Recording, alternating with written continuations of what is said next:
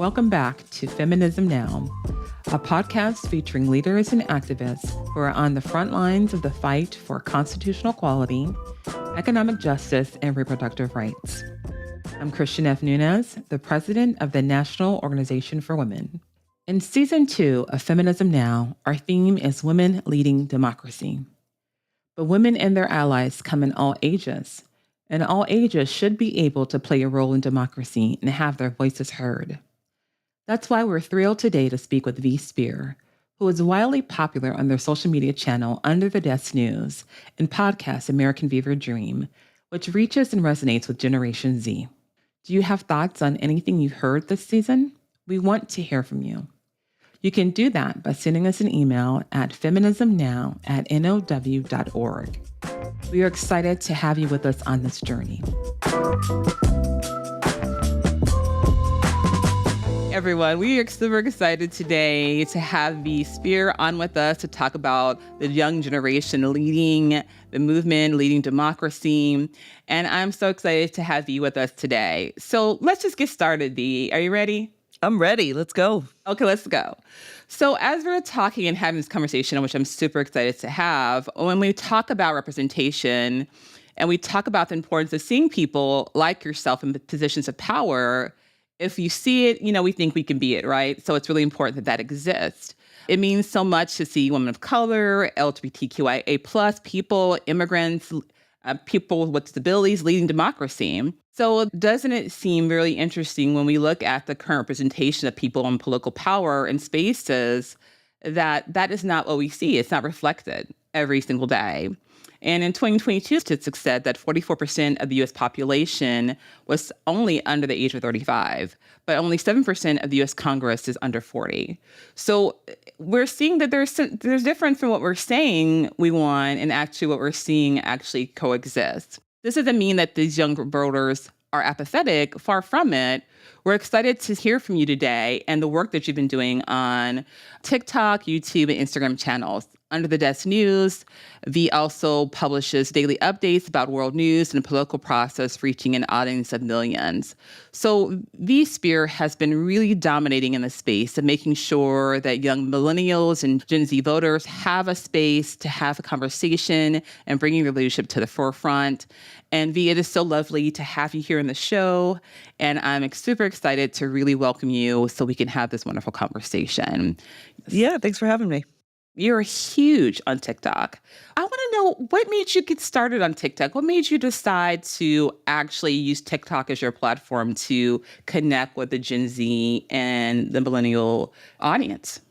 So like all things that I've been successful in my life, I kind of stumbled into it. I did not intend for any of this to happen. I started TikToking. It was early pandemic. And there was actually this history teacher where she would pretend that she was a history teacher and do like lessons. And people were just sort of doing entertainment, goofy stuff. And I thought I could probably be like America's civics teacher in some ways and just kind of like talk about the stuff that I was excited about. And I was teaching people really just about the things that they forgot were important, like being dialed into current events, like building community with each other. You have to remember in like 2020, if you turned on the news, it was just to terrify yourself. Every single update was difficult. We were very scared. We were feeling disconnected and people were giving up hope.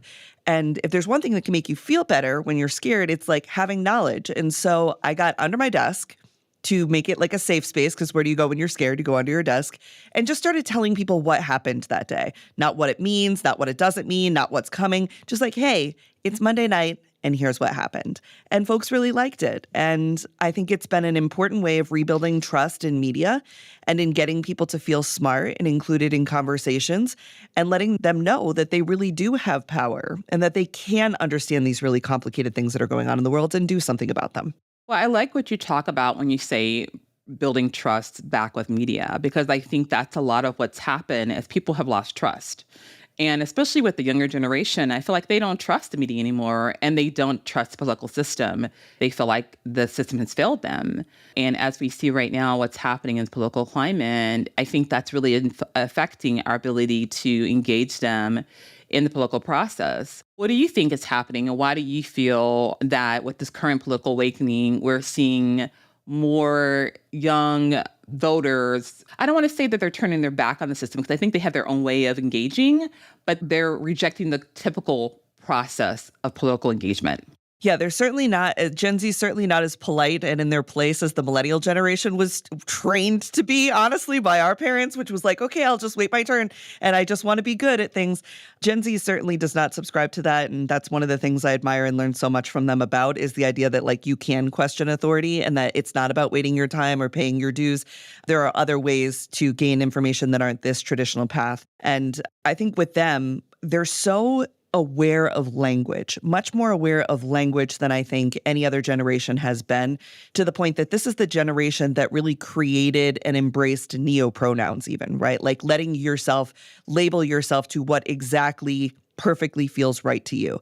So when they hear things like the word ally, that word to them has been really weaponized and destroyed in many ways, because what they've seen is, well, we're not going to give you power, but we're your allies, so you should vote for us because we will represent your interests. And they're like, I could represent my own damn interest. Like, I would like to have the voice. I mean, we think of someone like Maxwell Frost, the first Gen Z member of Congress.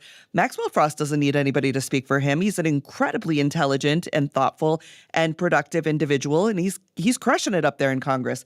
So I think when Gen Z hears something like President Biden or Nancy Pelosi, and I'm going to talk about the Democrats because that's my lane, but certainly this happens on the right as well, say things like, you know what, I told you that it was going to be my last term, but I'm going to run one more time and I need your support, Gen Z, because I'm your ally. They're like, girl, just pass the baton of power. Like, we're ready. We're ready. You have to trust us or we won't trust you.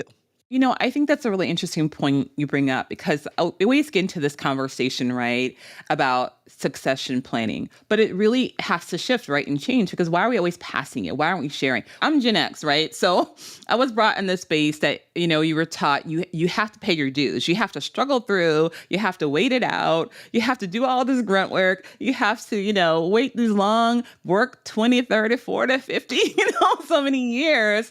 And then when you've done that, then it's time for you to step up. But that is really unfortunate. Like, why people feel like they have to continue doing that. And I think that's kind of what I'm hearing you say, Dee, is that the new generation is saying, I'm not subscribing to that. Would you agree? I definitely agree. And I think they see the wealth gap and the power gap so extreme right now. Also, the United States was never meant to be a hereditary monarchy.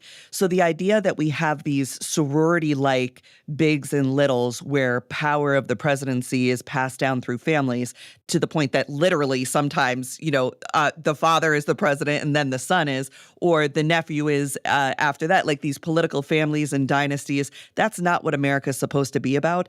And outside of the actual hereditary monarchy little systems that we have popping up, you have things like, oh, well, they're on Nancy Pelosi's like list. So she has the opportunity to put her finger on the scale for someone like Adam Schiff, right? Because that's who she's sort of deemed who she's going to mentor. So now that's going to give him advantage. I think those systems are something that certainly Gen Z rejects and says like, no, we don't like this. We don't want Reaganomics to trickle through all the way down to the Ted Cruzes. We don't want democratic ideals from the 1970s to be what's been handed down and what we're still being served now from Joe Biden. They want to see something that faces the very real emergency issues that their generation is going to be stuck dealing with, and they don't want to wait anymore. These are great points. But one of the things that scares me, and I have to be really honest with this, is that when I'm looking at the state of where we are in this country right now and who is the alternatives, I'm concerned that people are choosing to just totally disengage sometimes, right?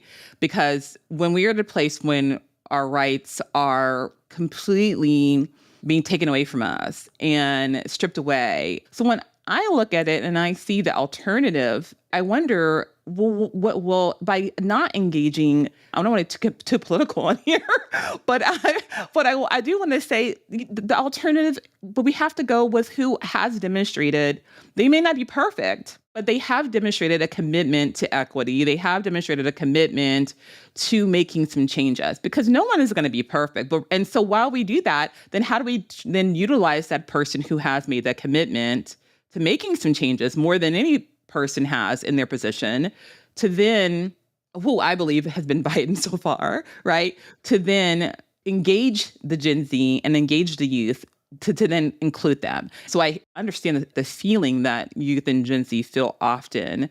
But when it comes down to what we're facing right now, how do we get them to still make, figure out a way to like what we need to do right now so that we have the opportunity to fix it? So I think that's an excellent question, and I struggled with it, but I actually think I figured it out fairly recently. I was at an event called Trending Up. It brought in 150 creators, many of them Gen Z and younger, and I had 3 days to really spend time with them to understand, like, what is it that's not clicking that clicked for my generation, which is, some folks might call it the lesser of two evils. I don't think Joe Biden's an evil man. I think he's done incredible things for this country. There's no denying that. Same with Vice President Harris. Incredible things for this country. But if we want to call it the lesser of two evils or the seeing what would happen otherwise, what I realized is there is an experience gap even between millennials and Gen Z. And I relate this to I'm 8 years older than my brother, and my parents had me at 19. So I remember my parents being poor. I remember them laying out the bills and deciding okay, we have to pay the light bill first. And I remember going through that with them. He doesn't remember shit. So when he makes half a sandwich, you know what I mean? When he makes half a sandwich and throws the other half out, I'm like, oh my God, you should put that in the fridge for later in case we don't have anything for tonight. And he's like, what are you talking about? And this is what I think it is between millennials and Gen Z. They have not lived in a world like we did where gay marriage was not, it didn't exist. And I never thought I was going to get it. We're I being need you out. to keep preaching, please. Keep That's preaching. what I'm saying. When being an out person, I mean, there's that old joke that all the waiters used to be all gay and wonderful, right? It's because we couldn't get jobs everywhere else. You could get fired from your job for being gay. When we talk about women only getting the right to have their own credit card in the 70s, these kids, as we call them, which is anyone under the 18 to 24, they don't know what that's like. They don't know what it's. They grew up in a time when social emotional learning was something they were getting in school, which is incredible. We should keep doing that. But they grew up being anti-bullying. They grew up with their maximalist demands being met almost always, where I think, whether that's maximalist entertainment satisfaction from the iPads and the telephones they had access to, or the access to knowledge and information they had access to, or their student government because their parents were on PTA and they were fighting for them and constantly making it the teacher's problem and never the child's problem. I think the experience gap between even millennials and Gen Z is so big, the way that gap between me and my brother in 8 years was so big that they don't see it as what they could lose because they have never felt that loss and they have never felt that win. So I think it's an experience gap. And the way that I've overcome this is by telling stories of what it was like when I was their age. Do you know how difficult it was when I was your age? We lived through so much. And while this generation has certainly lived through a ton, they have in many ways been isolated from understanding how politics works to help you or not. So I've been telling stories of why I can't go back to what we had before. It's so important that you point out that experience gap because I think that's a lot of what's happened. But at the same time, I think that the overturning of Roe is going to have them understand what it's like to lose an important right.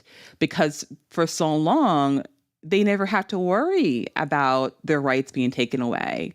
And now a lot of them are going to be facing that experience of having to either have to travel for that reproductive freedom and the access to, contraceptive or abortion care, or they're going to see their friends, or they're going to have this facing these things. So they're going to have to now understand what that struggle or that experience or that is happening and why. And I'm hoping that we can, all of us organizers, everyone can relate to them that this is why we have to really get out and vote. And this is when you have a person who's basically telling us that they're going to do everything in their power to continue to restrict rights and take all these rights away from everyone, gender-affirming care, to book bans, to DEI, to abortion. We have to make sure they understand what's at stake, I think. That's part of our role. Well, let me tell you a little something about Roe v. Wade, because I have a very unique experience with this. There's this conference every year called VidCon. It's the biggest creator conference. There's 70,000 kids that show up to see their favorite TikTokers and YouTubers and stuff. And my first year, so 2 years ago, that I did VidCon, this will be my third year, was the day that they overturned Roe v. Wade was that morning of the first day of VidCon. And I knew I was going to be walking around in my little peacock suit and everyone's going to be like, oh my God, V, tell me what happened. And I walked out of my hotel room and I went over to do my session and I just got swarmed by young people, boys and girls, men and women, who were like, V, what happened this morning? I saw your video. What do you mean that Roe v. Wade got overturned? And I'm like, listen, it got overturned. It's not over. There are adults that are going to help you through this. There are generations. There are the women who fought for Roe in the first place have to get back on those picket lines and do it again. And we're going to do it. And I was trying to get them jazzed up. And I had this group of boys that I was talking to, and they were like, what does this mean like for us? Like, I think that girls are going to be afraid of us now. And I was like, they are going to be afraid of you. So the things that you can do are not pull this bullshit that you're not using condoms. I don't know if I could swear on your show. Sorry. Yes, you can. Okay. That we're not going to use condoms. We're not going to pressure women into doing things they're not ready for. We're going to be respectful of our partner's ability to be on birth control or not. We're going to take dual responsibility for not bringing children into the world that we're not ready for or don't want. It is going to be both of you having to do that because, yes, you did lose something today. Congress took away from you the opportunity for a second chance to fix something and make your life the way that you want it to be. They took away the option of abortion, not just from you, people who don't want children, but if you are somebody who, you know, in the next couple of years, you're going to be getting married and trying to start a family, Congress also took away from you the right to be the man of your family, the head of your family, and to make decisions for you and your wife's health if something, God forbid, goes wrong with this pregnancy. You may not have access to miscarriage care. You may not have access to abortion care. You may not have access to a lot of different things. And how does that make you feel as a man, as the future head of your family? Because we got to talk to both sides, you know, that this has been taken out of your hand. Do you want some congressman up in DC making decisions about you and your wife's body? And they were like, oh my God. And they were so fired up about it, but they forget. Time goes on. And now we're in a place where they're like, yeah, they overturned it 2 years ago and that sucks and we want to get it back. But like, you can still get Plan C. And I'm like, for a couple days, Louisiana just said, no, you can't. It is so hard to get something back once you've lost it. And so what I try to dig in with them is finding the language that makes sense to them and finding the fear of loss that's going to provide longevity for the fight, because this is a long fight. It took the Republicans 50 years to get us here. You know, it's going to take us more than one election to get us out of it. We'll get back to more issues that affect young voters most. But first, let's take a break with our segment, Action Now. This week, we're excited to invite you to our virtual Racial Justice Summit on June 18th. It's our 5th annual summit, and our theme this year is We Demand Equity Now. The 2-hour summit from 6:30 to 8:30 p.m. Eastern Time will have some powerful speakers, including Gloria Blackwell, the president of the American Association of University Women, and Congresswoman Robin Kelly of Illinois 2. And of course, I'll be there. The Racial Justice Summit is free to attend, and you can find out more information at now.org. And now, back to our interview. I want to talk about this now. We talk about, you know, how this is a long fight. And one of the things I think we have to do better at is having a consistent, unified message and strategy. And that is inclusive of everyone. And when we think about this and we're talking about how do we include the young generations into this messaging, because I think that's really important, is making sure they're included in this messaging, making sure we're reaching them as well, and not only targeting the people that we assume want to hear it. Can you share with us, what do you think about the importance of having a consistent message and strategy for getting out our positions so that we can, you know, win and we can get our rights back, we can secure our rights and get back the ones that we've lost? I think something that's interesting about the younger generation and the way they protest is that they think that they are inventing it. They don't know the history. You're laughing because you know it's true. You're laughing because you know it's true. Well, it's so true, but but part of that, again, is experience gap, right? Like I grew up, if you ask them who's Gloria Steinem, they might know, they might not know. You know what I mean? We're only taught certain civil rights leaders, and we're not taught about anybody since Martin Luther King in many ways who are doing incredible work. And that's just one paragraph in the book, right? That's what I'm saying. Do you know who Angela Davis is? Like, can you tell me about her work? So in many ways, they're at a loss because they don't know that a lot of this has been done and there is a path already in the woods for them. They're sometimes in the woods and they're like, oh, cool, a path. And I'm like, no, that path was very specific forged for you to follow that path and then take it further. And so I think in some ways we're back to that experience gap where they just don't know the history of the protesters other than the ones that have been more commercialized. Like in the last couple of years, even in the gay movement, we've seen people really understand who Marsha P. Johnson is. Well, it's because she was on a t-shirt at Target. This is important, though. Sometimes we think Target Pride is silly until we realize, well, now a lot of people know who Marsha P. Johnson is. So I think there's a little bit of that. In addition, these are still young folks, and a lot of them are trying to make a name for themselves. The number one job that children want is YouTuber. That has exceeded doctor, nurse, lawyer, anything else. So the idea that you can be a content creator, it sort of intersects with political activism in a way that can cause a lot of issues. For example, who is the face of the movement? Nobody wants to be the face of the movement, but then when they're not the face of the movement, they're mad because it was their idea that got stolen or their content is being copied. It is protest for the purpose of creating content, which is a little bit different. I mean, we used to protest to get the newspapers to pay attention to us, so that's all the same. But in this way, it's like trying to get a viral moment on TikTok to be able to be a full-time content creator or achieve some other end. I think another thing that we get caught up on because there is this sort of like internet aspect to everything is the purity tests for the protesters. Well, did you include every single person? Did you say it exactly perfect every time? Are you the right person to say that? Will you use the right words? Are you using those words on social media? If you post about anything else, are you ignoring the big issues? And so I think that becomes a big issue. And then they get very singularly focused on not trying to get canceled. This is what I notice on TikTok. And it really complicates the message because if you didn't use the watermelon filter, you don't support Palestine. Well, if you didn't publicize your donations, then you don't support Palestine. And it's like not everybody wants to be so showy with the things they're doing, and not everybody needs to do the exact same thing. There's collective community, and then there's the diversity of the ways that we attack an issue. And I think they need a little bit more nuance in that world. They are extremely knowledgeable about the laws and the voting history of candidates, because clapbacks and owning a candidate, like recently there's something that went viral about a certain pro-Palestine protesters at an event who really owned Cory Booker on his associations with AIPAC. They knew exactly how much money he got from them. They know how to do those things because that's going to go viral and look very powerful. A clapback is very powerful, but is it effective? And so those are some of the things that I think are plaguing this generation's protest effectiveness. That and there are so many things to protest, and there are so many places, like maybe you bought a Starbucks coffee because you didn't realize that the Starbucks union was protesting because you didn't see that content yet. Well, now you're canceled for that because you didn't understand that. Maybe you were caught eating at a Pizza Hut. Well, Pizza Hut's on the BDS list. What's the BDS list? You don't even have time to catch up on it before you're like in trouble for not knowing it. I think it causes a lot of anxiety for people, and then it makes them opt out, or it makes them be more performative than they would have normally been.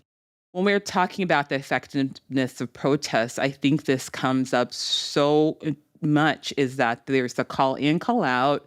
There is the dilution of the effectiveness of protests. And then there's this whole social media part about trying to go viral, that where we're seeing the integrity of the purpose behind the movement and the protests get lost. And I think what makes it hard for this generation is that their whole generation has been existent on social media, has been. And so I think it becomes very hard for them because they were raised, they're like social media babies. Everything was built around social media. They don't know how to almost separate their identities from social media because that's part of it. But it's also like, here's my mental health expert side coming in, but it's also increasing their anxiety, mental health, suicidality. It's like a double-edged sword for them. Like it helps them get that, but it's also creating so many other things for them that are creating and exacerbating mental health issues. So it's a very hard position to play. The protest style of Gen Z really reminds me more of the protest style of boomers who sat down in the fields of Vietnam. Not necessarily the student protesters, anti-war protesters, but the conscripted soldiers who got sent over there who were anti-war, and so they would sit down in the field.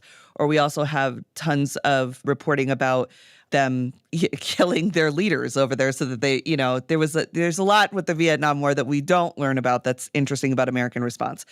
And what I see Gen Z lean into is what they will not do. They will not go to Starbucks. They will not eat at Pizza Hut. They will not vote for Joe Biden. They will not, which is good. That's part of it. But what will you do? Where is the action? Where is the progressive action?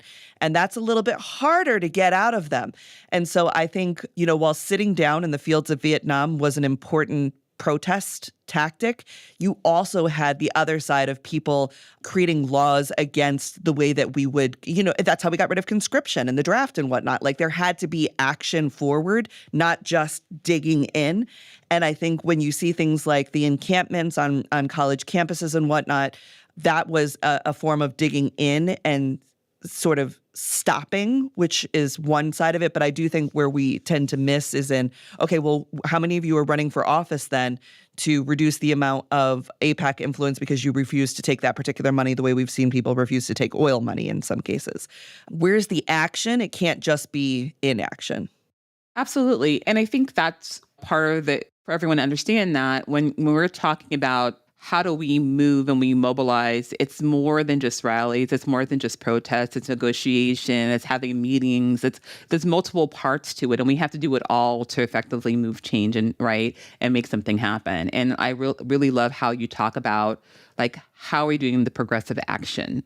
Well, let me give a shout out to the boomers again in Vietnam again, because I kind of dragged them so far, but I want you to know that I know everything you did and I appreciate it. But to shout out the boomers for stuff they did. These protests, for all of the police response and nonsense that there has been, and I don't believe in that. I think college is a place you're supposed to test the boundaries of society, and there's supposed to be a little safety net around you that the NYPD doesn't come in and bash your head in because you're encamped on your college campus. But that's just me. But with the boomers, when they were protesting the Vietnam War and when they wanted things changed, they were burning down ROTC buildings. Now, I'm not advocating for violence or burning things down, but this is just to show how far they went. They were burning down the ROTC buildings because that's where the draft files were. They thought, if you can't pick my number, you can't send me. They were fighting the police head on. And, I just think that there was a little bit more fire. If you think about Marsha P. Johnson throwing the brick during the Stonewall riots. And here, it's a little bit like the things that we see them ask for are comfort. We see them ask for amnesty. We see them ask for divestment, which is a holdover from the 1980s protests. And I want to see them do a little bit more collective action forward. The Black Panthers started a breakfast program for children in the neighborhood. Show me something. Do something.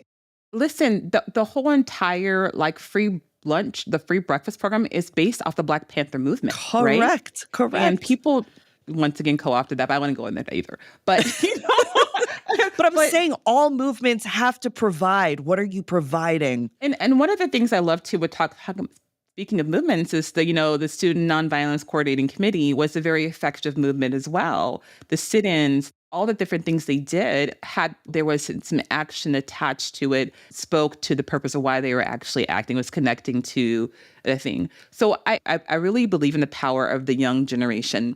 I do feel that they are taking the initiative to learn the education that they were not given in their school systems, and they're trying to expand. But I also believe that there is important, like you're saying, that there also be action to problem solutions. I'm a very solution-based person. How do we solve this? This is what we don't want to do, but also this is what we're willing to do to effectuate the change that we want to see.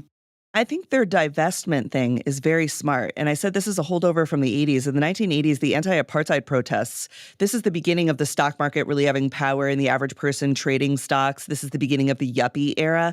They were the ones who were originally calling for their universities to divest from things that they didn't agree with. And I think that is actually one of the best things that they're doing right now. They understand the power of the money in their tuition.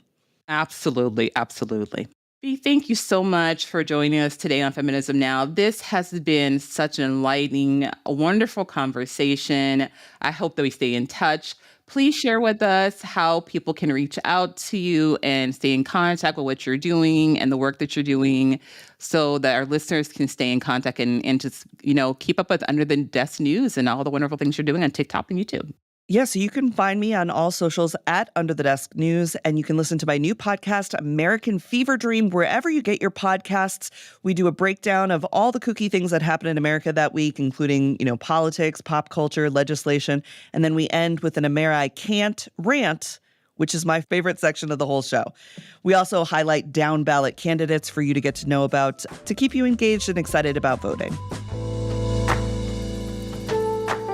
Thank you, listeners, for being with us as we use season 2 of our podcast to showcase people making a real difference to women and their allies in our democracy.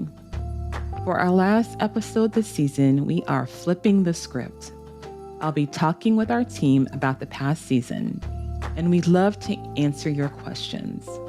Send your thoughts to feminismnow@now.org, and you might end up on the show. This podcast, Feminism Now, is a production of the National Organization for Women. I'm Christian F. Nunez, NOW's National President. If you like what you hear, please go to now.org, read up on our core issues and our approach to advancing women's equality, and get involved. Thank you for listening, and we'll see you soon.